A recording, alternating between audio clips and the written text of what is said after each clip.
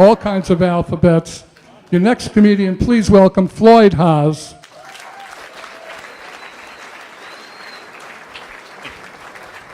Keep it going for Arthur one more time.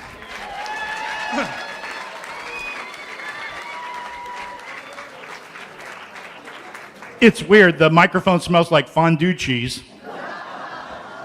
and a little like kerosene.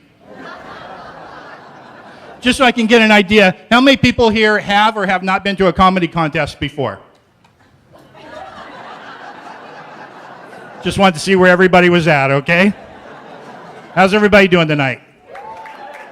Glad to hear it, glad to hear it. But the way I usually do this is I come out and I ask how everybody's doing, and I need everybody in the room to say great. So can we try this one more time? Yeah. All right. And now, ladies and gentlemen, a guy that looks a little bit like Steven Seagal. Mostly in this area. But if you've seen Seagal lately, also in this area. Please welcome the comic stylings of Floyd Haas. How's everybody doing tonight? Great. Glad to hear it, glad to hear it. I have new grandsons, actually twins. I see I threw some of you because I said new, right? Like, of course they're new. I mean, sure, we looked at used, but we were able to get the brand new grandsons that we really wanted, thanks to the government program Cash for Crawlers. And Amy and I will, that's my oldest granddaughter has 2 children. She has the little girl who's 13, and she has the twins. And Amy and I will take the twins grocery shopping with us a lot. It never fails, somebody will walk up to us, we have them in the cart, and they'll go, oh my gosh, what cute little babies, and look, they look just like their daddy. And they point to me. That totally creeps us out too.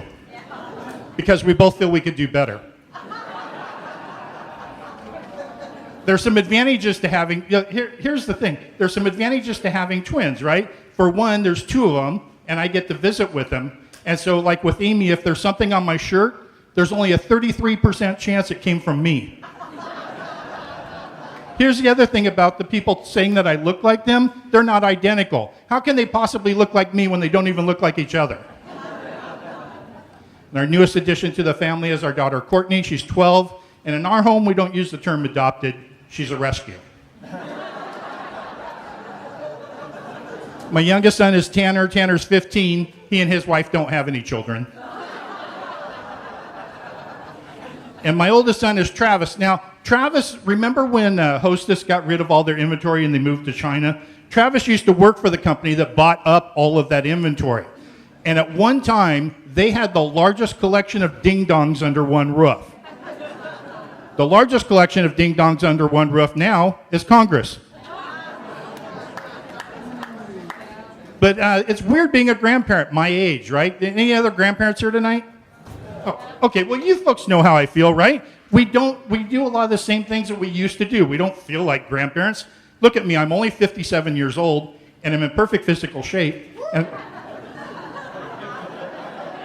not sure if it was okay to laugh at that, right? I don't think you're judging me fairly. I got something on my other shirt. I had to wear this one. This was my Halloween costume. I went as bloated Charlie Sheen. That's why I look like 2.5 men. I am trying to do some things to improve my health. I've taken the almond challenge. Anybody else take the almond challenge? That's where you're supposed to eat 12 almonds a day. But I feel it kind of cancels itself out when you realize how many candy bars that you have to eat to get to the 12 almonds. It's like 4 candy bars if you're rounding up. But I am trying to lose weight. Is anybody else? Really? It seems like there should be more. You folks know I can see you, right? I mean, I can't see everybody's faces, but I can see shapes. But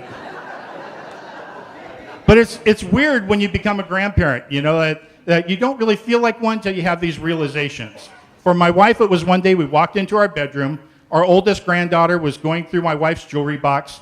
She's taking the jewelry out, looking at it, holding it up, trying it on.